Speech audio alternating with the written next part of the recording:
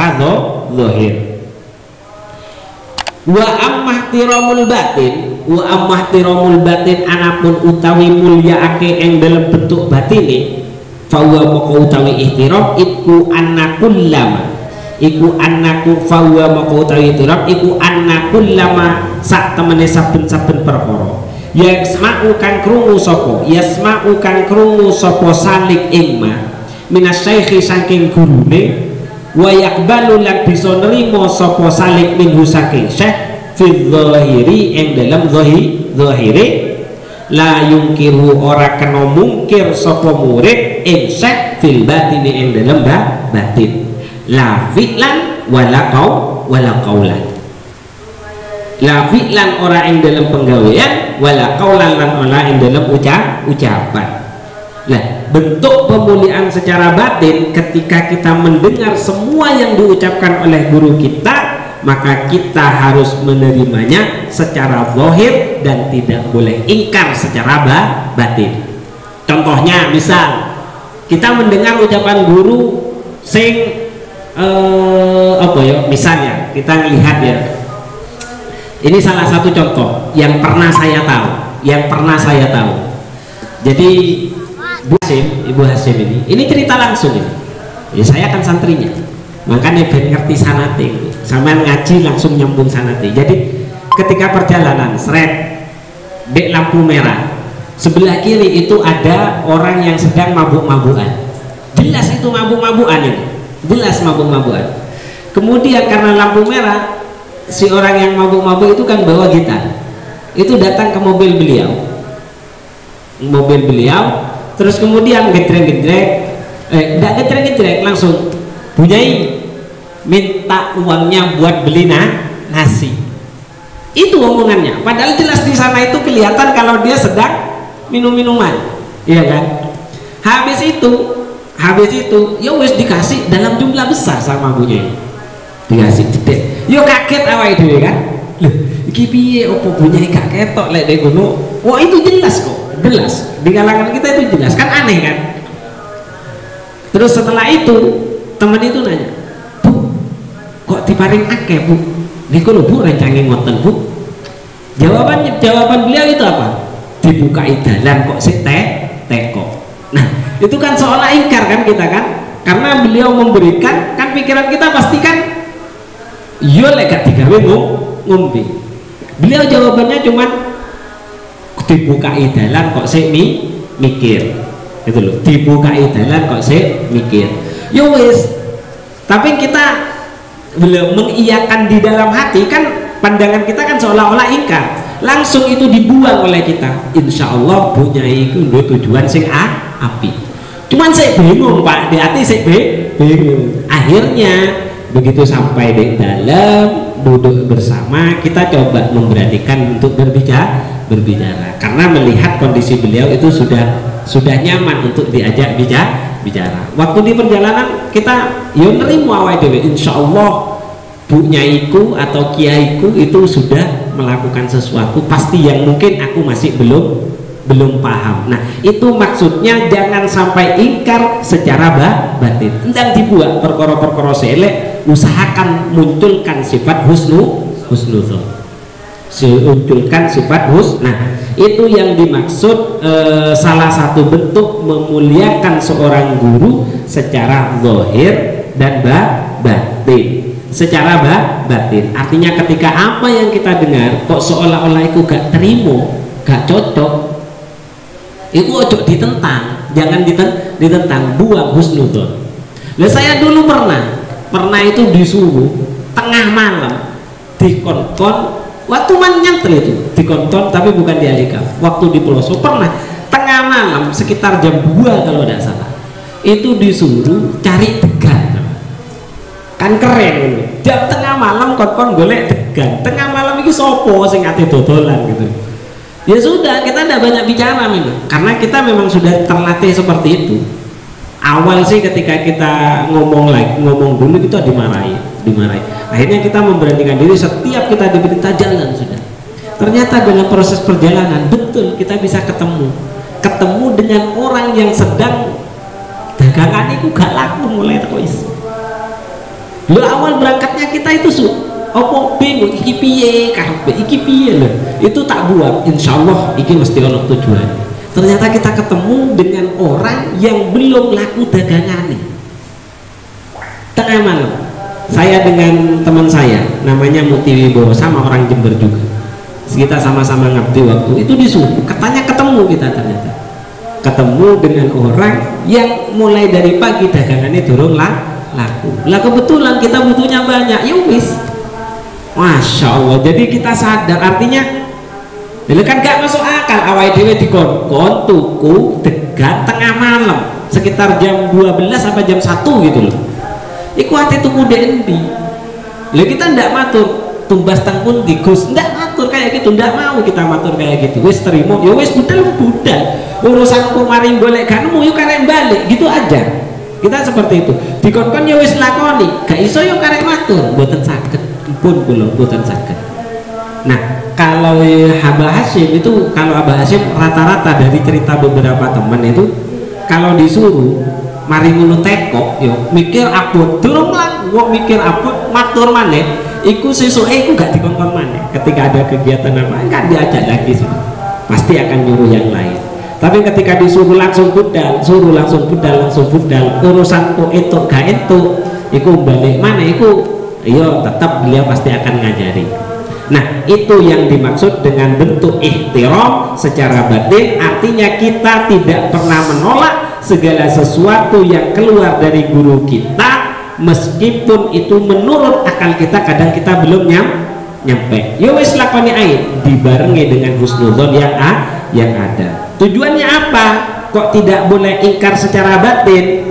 Li alla yutasi madrapun ora den arani sopo salik bin nifaki kelawan wong kang munafik. Wa illam yastati lan lamun ora kuat sopo salik yatruku suhbatahu, yatruku ninggal sopo salik suhbatahu ing ngancani mareng syekh ila ayyufiqatu muqayyanto nocoki apa batinuhu batine salik zahirahu ing zahire salik.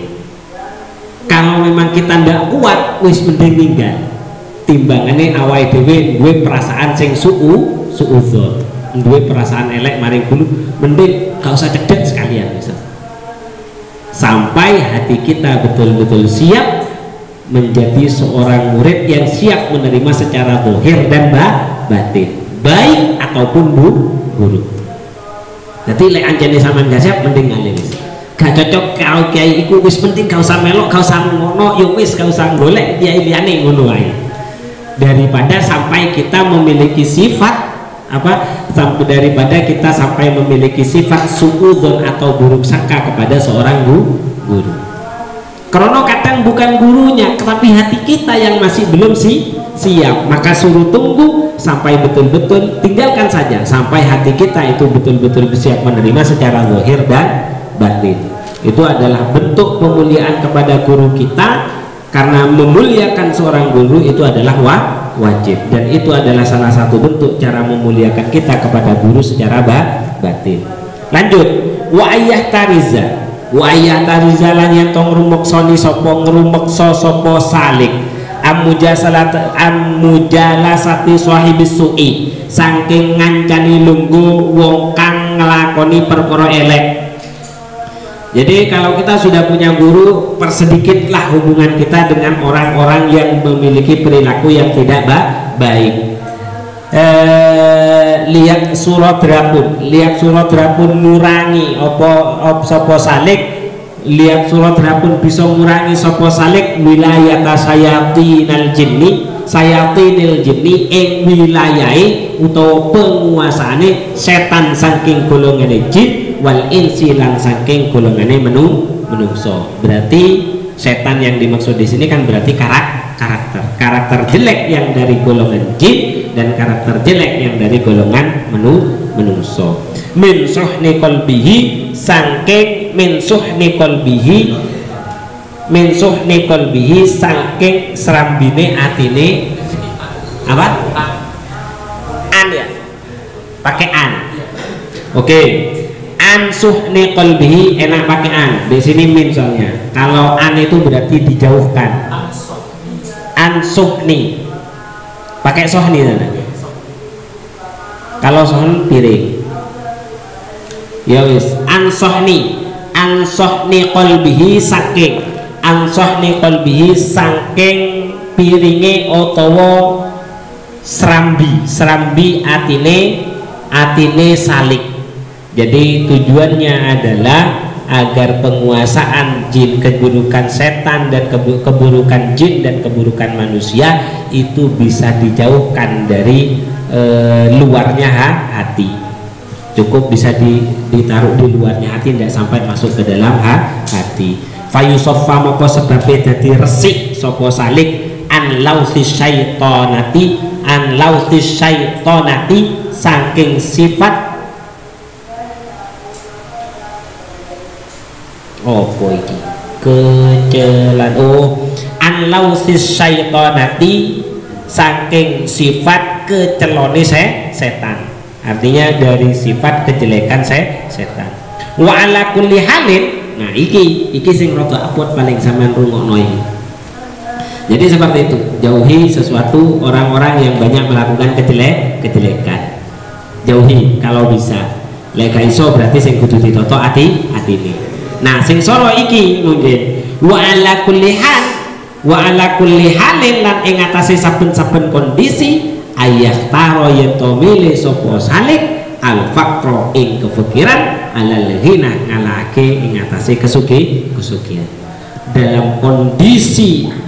Dalam segala kondisi pastikan posisi kita harus ada posisi orang yang fakir. Jadi lek ono panganan akeh ojo ngerebut golek ngalahi krono kudu milih di posisi fakir. Ono bantuan opo yo entuk sampean njupuk, cuman gak usah melok desekan.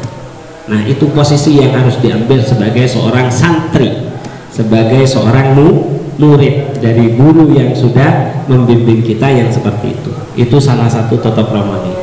Jadi salah satu totok romani yang harus kita pegang itu wa ala kulli halin lan ing atase saben-saben kondisi ayah taro yetomele sopo salik al faqroh ing atase kepikiran alal ghina ing atase ngalahake maring kesugihan.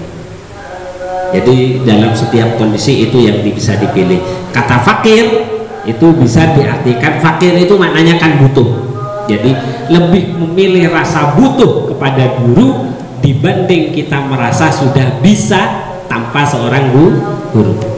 Itu bisa jadi diartikan seperti itu ketika diikat dengan kata keguruan. Jadi tetap rumongso awak iku gak iso apa-apa, aku tetap butuh sing jenenge guru. Nah cuman masalahnya kadang lek gak entuk rezeki, saya itu berapa kali bilang kulo badhe tumut ngaos, dijawab kayak gini, ngajimu itu awakmu ngajar. Jadi bolak-balik saya dijawab seperti itu, ngajimu itu mulai sudah lulus ya, ikut lagi ke sana, masih pengen ikut ngaji, itu dibilang pasti iya gak apa-apa kon ngaji nih, cuman ngajimu saiki ku ngajar. Jadi setiap saya mau ikut ngaji mesti dikon-kon ngajar, setiap saya mau ikut ngaji mesti dikon-kon ngajar. Padahal kayak saya sendiri itu merasa siraman rohani itu perlu, karena ketika orang itu terus ada di depan wes toh iso gak iso tetap sombong itu panggah tate muncul. Nah untuk memutus itu mau tidak mau kita harus bisa menjadi seorang santri. Makanya katanya Abah, seorang pemimpin yang baik adalah mereka yang bisa menjadi pimpinan dan bisa menjadi orang yang dipimpin. Jadi seorang pemimpin yang baik dia bisa menjadi pemimpin dan bisa dipimpin. Itu katanya Abah. Lah guru yang baik atau santri yang baik ya gitu. Guru yang baik itu adalah mereka yang bisa menjadi mereka yang bisa didengar dan mereka yang bisa mendengarkan. Itu.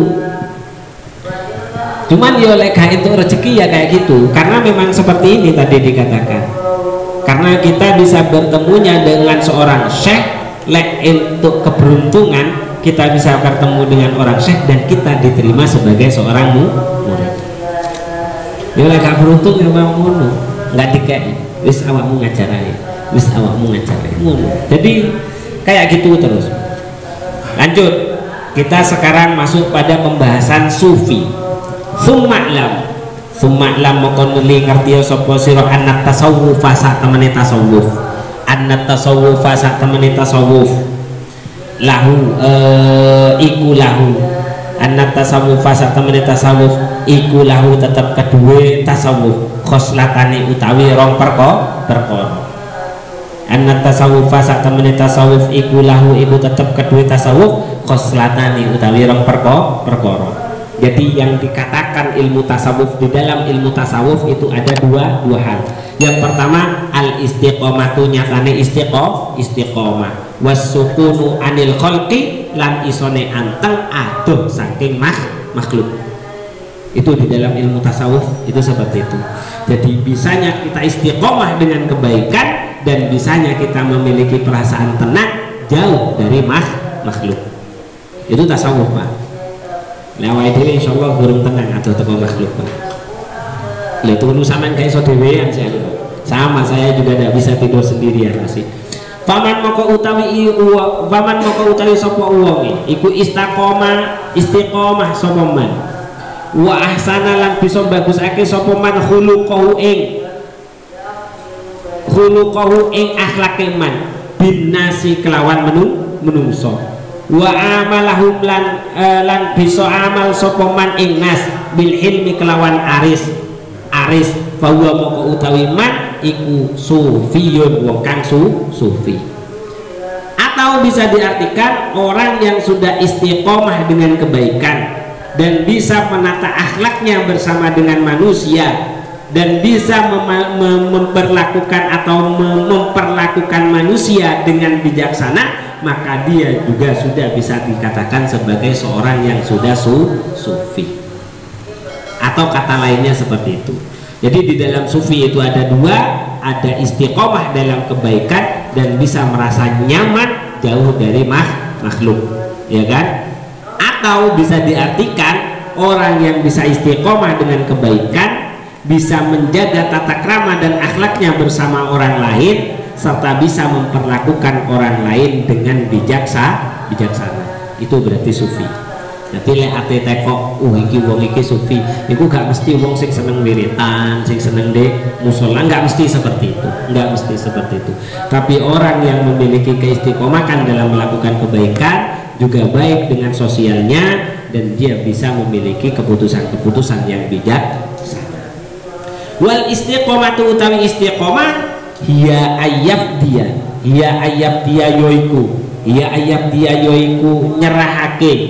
nyerahake utawa nebus sapa man hafdha nafsihi ing bagian kesenengane nafsune man, li nafsihi kanggo awake man utawa kanggo keselamatane awake man. Itu yang dinamakan istiqomah. Istiqomah yaitu adalah ketika orang sanggup melepaskan semua keinginan atau kesenangan hawa nafsunya demi menyelamatkan dirinya. Nanti saiki coro ate seneng-seneng kan kudune wis mari buka, mari sholat tarawih bedal-bedal dhisik ndelok ngalor ngidul nyang alun-alun, kan seperti itu toh. Cuci mata opo dolan karuan. Tapi enggak, kita lebih memilih duduk berada di masjid, duduk bersama untuk mengaji. Bukan wis membuat kesenangan hawa nafsu, tapi memilih untuk baiknya diri kita. Itu seharusnya yang harus dilakukan, dan itu bagian dari makna istiqomah. Wa husnul khuluqi lan bagusi akhlak bin nasi tetemu kelawan menungso. Huwa utawi husnul khuluq iku Allah tahmila yen to orang gowo sapa sira annasa ing manusa ala muradi nafsika ing atase pengarepane awak sira. Bal tahmilu balik gawe sira nafsaka ing awak sira ala muradihim ing atase pengarepe nas. Malam yukhalifu ing dalam selagine ora nulayani apa malam yukhalifu ing dalam selagine ora nulayani sapa nas asyar'a ing syariat. Ada punya sampean ini tulisannya ada? Oh ada.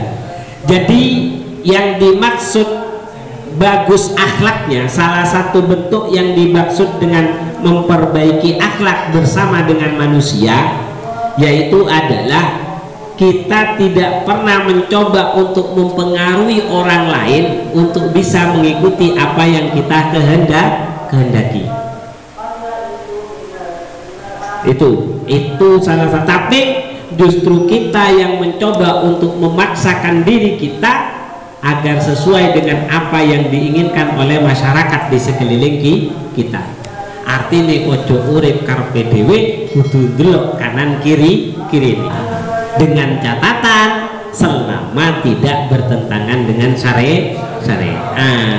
Ya kan? Misal moro-moro ate buka prostitusi ngono. Iku keinginan masyarakat akeh, yo ojo dieloki karena bertentangan dengan syariat. Selama tidak bertentangan dengan syariat, maka kita yang harus mengalah. Selama tidak bertentangan dengan syariat, maka kita yang harus memaksa diri kita untuk mengalah. Itu salah satu yang dinamakan dengan bagus akhlaknya bersama dengan manusia. Terus summa innaka, itu sudah selesai, itu berbicara tentang kewajiban seorang murid bersama dengan guru dan hal-hal yang harus ia lakukan ketika bersama dengan gurunya. Sekarang kita masuk